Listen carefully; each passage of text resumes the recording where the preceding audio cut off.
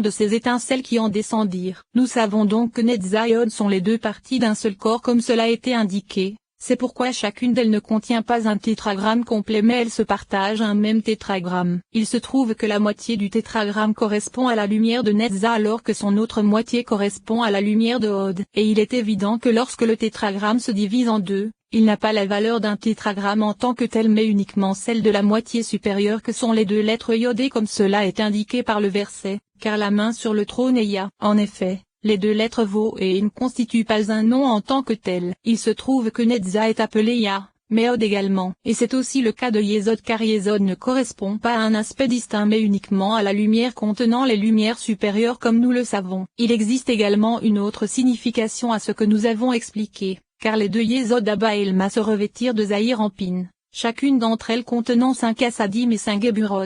Les 5 Assadim de la Yesod d'Ima se propagèrent dans Ezed, Gebura, Tiferet, Netza et Od de Zahir en Pin. Cependant, les 5 Geburot de la Yesod d'Ima ainsi que les 5 Assadim et les 5 Geburot de la Yesod Abba ne se révélèrent pas et n'apparurent pas. Ainsi, elles descendirent toutes vers la Yesod de Zahir en Pin. Or tu sais déjà que l'extrémité de la Yesod Abba s'achève au niveau de la Yesod de Zahir en Pin. Il se trouve que la Yesod de Zahir en Pin contient 15 Assadim et Geburot, soit la valeur numérique de Ya. Mais il en existe également une autre signification, car les 5 Assadim se propagèrent elles-mêmes dans Zahir en Pin, du côté de la Yesod d'Ima, car il nous a été expliqué que les Assadim de Zahir en Pin possèdent 3 aspects. Le premier se trouve en haut, à l'emplacement de la date de Zahir en Pin car c'est là que se trouve la racine des Assadim. Ensuite, à partir de leur lumière se propagèrent 5 Assadim depuis la Z se trouvant en lui jusqu'à Saod. Puis, à partir de la lumière des Assadim qui se propagaient, la lumière de 5 autres Assadim se rassembla dans la Yesod de Zahir en Pin,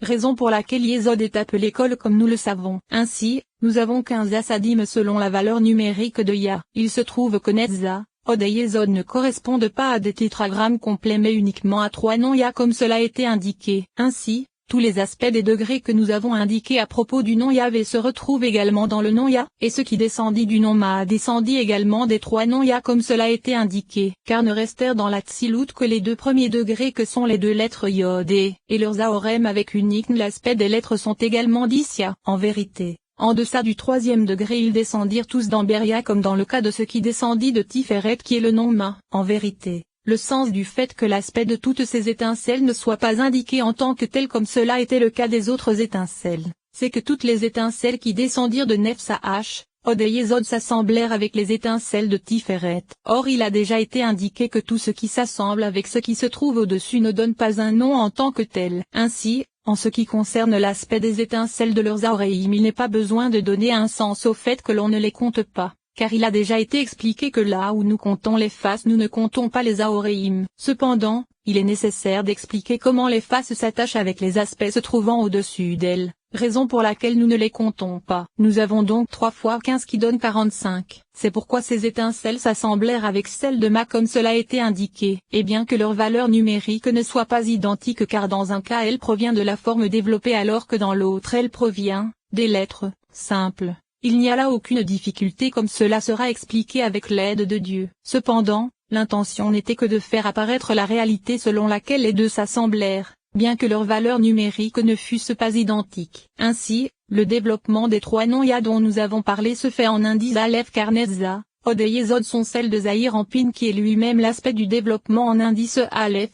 Ainsi, Ya développé en indice Aleph à la valeur numérique 26. C'est pourquoi il s'assemble avec le nom Ma par son 3e degré car sa valeur numérique est également de 26, bien qu'il ne soit pas identique par leur réalité. En effet, nous avons déjà expliqué que les 10 lettres du développement du nom Ma de Tiferet s'élevèrent avec les 10 lettres de Sag et s'assemblèrent avec elles. Ainsi, nous craignons que puisque ces 10 lettres s'élevèrent, leur valeur numérique qui est de 45 et qui correspond au 7e degré ne s'élève aussi avec elles. Car si la valeur numérique est tirée des autres lettres qui sont leurs racines s'élève aussi, il se trouve que le réceptacle de Tiferet restera très inférieur et vide, sans étincelle, et il ne pourra pas ensuite être réparé au moment de la réparation des autres réceptacles. C'est pourquoi les étincelles de Netza, Od et Yesod s'élèvent dans Tiferet car elles sont attachées au nombre 45 du 7e degré de Tiferet. Et alors, ce nombre ne s'élève pas plus haut dans le nom Sag. C'est pourquoi puisque l'élévation de ces étincelles ne se fait que pour cette raison, il n'y a aucune crainte vis-à-vis de la chose car leur valeur numérique serait alors identique. C'est la raison pour laquelle elle ne s'élève pas. Et commentaire, il faut nous questionner sur la raison pour laquelle nous avons compté plus haut 3 fois 15 alors qu'ici nous ne comptons qu'une seule fois 26 et non 3 fois. Il faut dire que chaque fois qu'un aspect doit s'associer à celui qui se trouve au-dessus de lui, il le fait. C'est pourquoi le nom de 15 ne possède aucun aspect avec celui qui se trouve au-dessus de lui tant que les trois ne se sont pas associés, et c'est seulement alors qu'il s'associe avec le nom Ma. Cependant, en ce qui concerne le nom de 26, chaque aspect doit s'associer avec ce qui se trouve au-dessus. C'est pourquoi chacun s'associe de façon indépendante avec le nombre 26 du nom Ma situé au-dessus de lui. Il faut également se questionner sur le fait que la valeur numérique de Sag puisse également s'élever vers sa racine constituée des 10 lettres de Sag, ainsi que sur la raison pour laquelle nous sommes soucieux du fait qu'elle puisse ne pas s'élever. Il faut dire que puisque les 10 lettres du nom Ma s'élevèrent et s'attachèrent au nom Sag, si maintenant la valeur numérique de Ma s'élève également, le réceptacle de Ma restera sans aucune lumière et cela sera douloureux. Cependant, en ce qui concerne le nom Sag il n'y a aucune douleur même si la valeur numérique s'élève vers sa racine car le tout se trouve dans son réceptacle. Si tu dis, pourquoi dans le nom Ab, il n'est pas besoin de nous inquiéter sur le fait que la valeur numérique du nom Ab qui est le 7e degré puisse s'élever avec sa racine qui correspond au 5e degré d'Ab et qui est l'aspect des 10 lettres de la forme développée d'Ab. Et c'est à cause de cette crainte qu'il était approprié que les 10 lettres de la forme développée de Sag puissent également s'élever avec elle afin d'attacher celles qui ne s'étaient pas élevées. La réponse à cela c'est que dans Ab les 10 lettres de la forme développée ne descendirent absolument pas dans Beria car elles restèrent dans la Tzilut. Et ce ne fut que leur valeur numérique qui descendit vers Beria. C'est pourquoi il n'y a aucun danger qu'elle s'élève puisqu'elle ne pouvait pas s'élever de monde en monde, en particulier parce que c'est malgré elle qu'elles descendirent de la Tzilut vers Beria puisqu'elles n'avaient pas la force d'y rester et qu'elles se brisèrent. Alors comment pourraient-elles maintenant s'élever vers la Tzilut après avoir été brisées et être tombées? Cependant, la valeur numérique de Ma avait la possibilité de s'élever vers sa racine qui correspond aux 10 lettres de Ma qui s'étaient élevées et s'étaient attachées aux 10 lettres de Sag puisqu'elles se trouvaient toutes dans Beria et avaient donc la possibilité de s'élever. Ils nous font donc expliquer que puisque l'objectif de l'élévation des étincelles de Netza, Od et Yesod Verman consistait à faire en sorte que sa valeur numérique ne puisse pas s'élever vers sa racine qui s'était élevée avec les 10 lettres de Sag, il fallut que l'aspect des 10 lettres existât dans ces Netza, Od et Yesod à cause de la forme développée, ceci afin de remplacer les 10 lettres de Ma qui s'étaient élevées. Le sujet en est que les deux noms Ya contiennent dans leur forme développée 10 lettres, et elles se trouvent à la place des 10 lettres de la forme développée de Ma qui se sont élevées vers le nom Sag comme cela a été expliqué. En vérité, bien qu'il existe 3 noms Ya et que leur forme développée contienne 15 lettres, il n'y a de souci que si leurs lettres sont inférieures au nombre 10. Mais si elles sont plus de 10 il n'y a aucun problème. Il se trouve que toutes les étincelles de Netza, Od et Yesod s'élevèrent et s'associèrent aux étincelles de Ma qui se trouvaient dans Tiferet. C'est pourquoi ce sont uniquement les étincelles des 4 tétragrammes Ab, Sag, Ma et Bon qui sont prises en compte, soit 288 comme cela a été indiqué. Cependant, les 3 premiers aspects d'Ab correspondent à l'aspect de la face, alors que le 4e Ab correspond à l'aspect d'un Aoreim. Et au total on obtient les 288 étincelles dont nous faisons partout mention dans nos ouvrages. Tu comprendras donc maintenant comment les réceptacles de Netza, Od et Yesod restèrent eux-mêmes sans étincelles. C'est pourquoi la nourriture des écorces provient d'eux. 5e paragraphe. Sache que l'aspect de ces 288 étincelles correspond à l'aspect de Geburot et des jugements parfaits. Et c'est à elle que le Zohar se réfère en de nombreux endroits comme c'est le cas dans la paracha Pécoudé. Viens et vois, le début de la foi, à l'intérieur de la pensée, frappa la lampe de l'obscurité et elle s'éleva dans la pensée. Ceci produisit des étincelles qui jaillirent dans 320 directions, et le rebut fut purifié à l'intérieur de la pensée. Dans la paracha Kitazoria, Daf 48b, il est dit, nous avons appris que de la lampe d'obscurité sortirent 325 étincelles.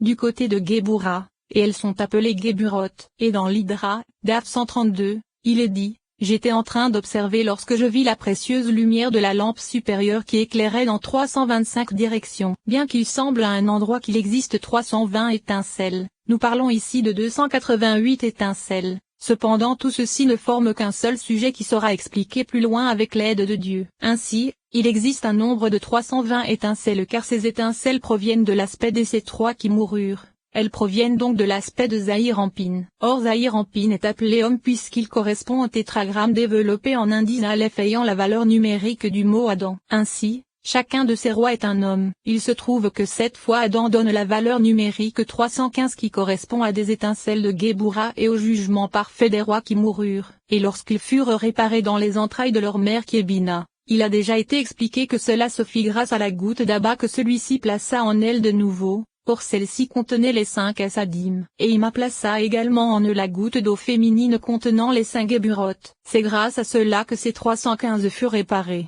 et au total on obtint 320 étincelles de Zahir-Anpin puisque les 5 Assadim d'Abba n'étaient pas des étincelles mais seulement des Assadim, car les étincelles sont uniquement des Géburotes. Ainsi, les 315 étincelles des rois étaient anciennes alors que les 5 autres étaient nouvelles. Mais l'ensemble donna 320 étincelles dans Zahir-Anpin. Et tu sais déjà que la Noukba de Zahir-Anpin qui est le 7e attribut des rois, contenait l'ensemble des 7 rois car nous savons qu'il n'y a aucune séphira qui ne contienne en elle l'aspect des rois. Il se trouve donc qu'il existait 320 autres étincelles dans la Noukba de Zahir-Anpin. Commentaire. Le secret de Tomer qui a la valeur numérique de 10 fois le mot Din correspond à 2 fois les 320 jugements qui sont le secret du jugement provenant d'Adonai. Et si tu leur ajoutes le nom et tu obtiendras la valeur numérique 671 qui est également celle de la forme développée d'Adonai. Or la source de ce nom et il provient de 6 Aleph de la Oreim de Ma qui donne la valeur numérique d'El, car contenant 6 Aleph cela donne 5 fois 6.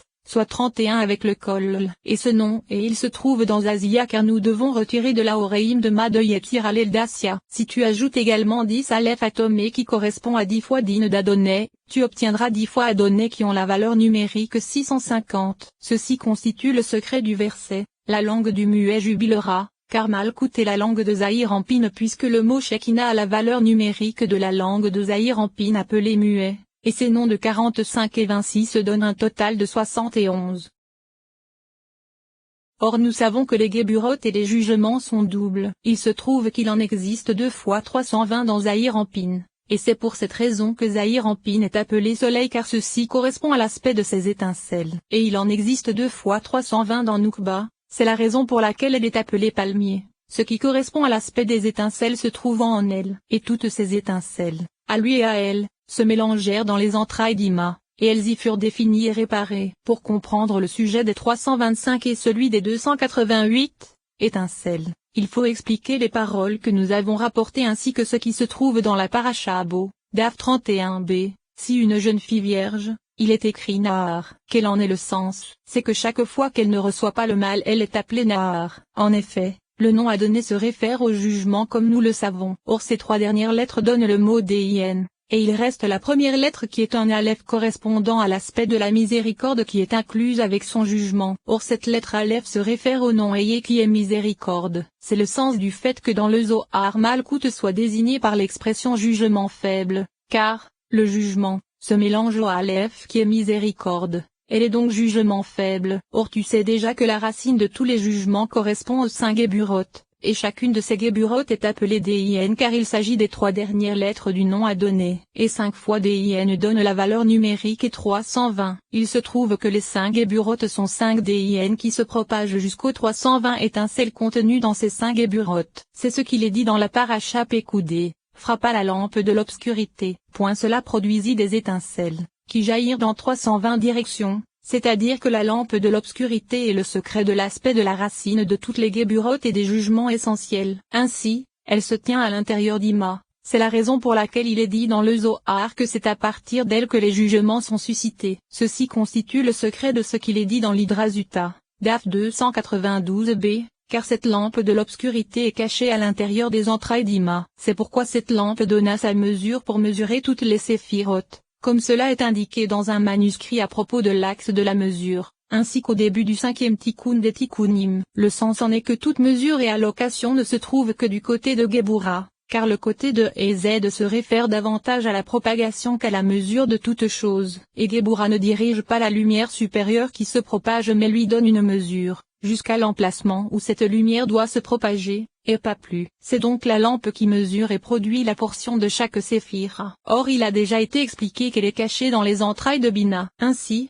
tous ces rois qui moururent sortirent de l'intérieur de cette lampe de l'obscurité, et comme cela est dit dans l'Hydrazuta, DAF 292, la lampe, produisit des étincelles qui jaillirent dans 320 directions. Toutes ces étincelles qui jaillirent de la lampe de l'obscurité sont les rois, les premiers qui se brisèrent et moururent.